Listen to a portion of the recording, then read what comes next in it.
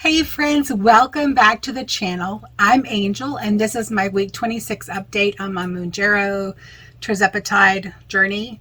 This week I'm still on the 10.625 milligram dose and I've been on it for a few weeks now.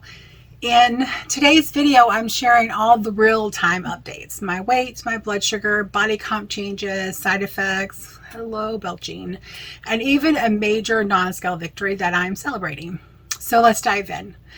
So weight loss, the scale did not budge even a portion of an ounce this week, but that also means that there was no gain. So that's a win.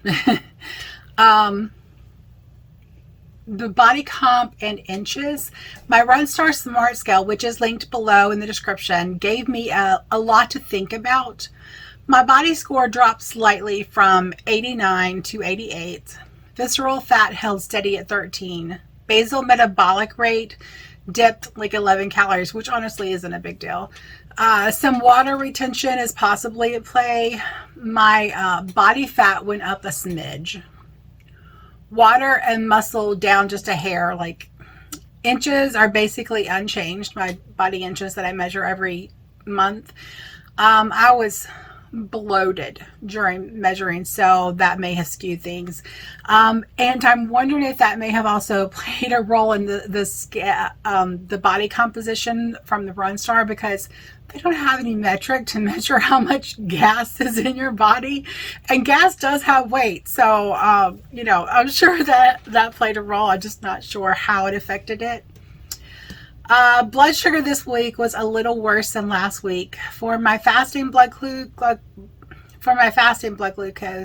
my body really liked those overnight oats I was having last week. I may have to bring those back. Non-scale victory was a big one. I have started editing my book, the one I have been writing for months.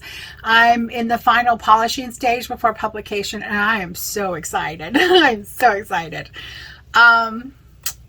Energy and mood, there's been no major changes, not worse, nothing better, just stable, which is the way I like it. So let's talk side effects. Mainly the bloating and the belching this week. Thursday, the belches started at 11, Friday at 11 a.m., Friday at 5 p.m., Saturday at 5 p.m., Sunday through Tuesday at 8 p.m., like right before bed. And it continued all night, which like really disrupted my sleep. It is like clockwork. It's like the more the dose decreases in my body, the later the belching and the gas and the bloating start. The bloating reminds me of how my body used to react to dairy without the explosive consequences. Thankfully, I'm wondering if it's an enzyme deficiency, so I'm ordering some digestive enzymes to test out that theory, and I will keep you informed. And here's the pattern I noticed. Any fat intake after lunch makes the bloating so much worse, like even just a little bit of fat, which could be another enzyme clue. I haven't changed my dose, but if things don't improve, that may be something I'll consider down the road. Morning for my food this past week, morning was fruit and yogurt. Has been really working wonders. It's light and refreshing, and it helps with the early morning nausea I get sometimes. Lunch, I'm still loving the cucumber pasta salad, and yes, that recipe will go live on the blog on Wednesday, July 16th, so keep an eye out, and I'll also have a video here on YouTube. Dinner this week was smoothies and nice cream. It's been hot outside, and hot food was not appealing, so smoothies are cooling and digestible and perfect, and they're also light, but they're also perfect for evening meals. Hydration, I've not been drinking as much water lately, mostly because the bloating makes me feel full. I need to work on that because dehydration can impact muscle mass and body water percentages, and you also need to be well hydrated to lose fat, because that's how the fat is removed from your body. Also, there isn't a capacity for the RunSTAR scales to measure gas. There isn't a capacity for the RunSTAR scales to measure gas, which I've already discussed. And when I've done my weigh-ins in the morning, I am still bloated from the night before. There have been no changes to my movement routine this week. Honestly, the heat has made me less inclined to do high energy activity, but I've been staying gently active with walking and light stretching and listening to my body.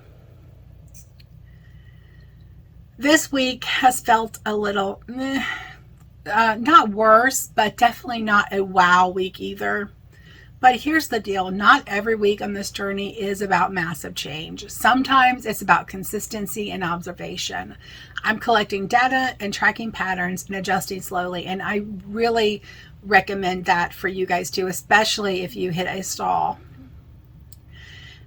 Have you experienced the belching side effect? Have you found something that has worked? Drop it in the comments. I would love to have some solutions for this. I'm open to trying just about anything that doesn't involve giving up, eating whole foods. Here's what's keeping me going this week. Progress isn't always visible. Sometimes it's the fact that I didn't give up, that I'm editing my book, that I'm still checking in even when the scale says 0. If you're in a plateau or feeling frustrated, let me remind you, you're not failing. You are gathering momentum. Take care of your emotional health too. Journal, rest, hydrate, connect with other people. All right, friends, so that wraps up my week 26 Mounjaro Tirzepatide update. This week was all about maintaining, monitoring, and making small internal shifts, both in digestion and in mindset. If you made it this far, thank you. Be sure to like, comment, and subscribe if you haven't already. I want to hear from you. Are you on Mounjaro? What week are you on? Any tips for the belching and bloating? Let's support each other. Until next time, stay healthy in heart, mind, body, and soul.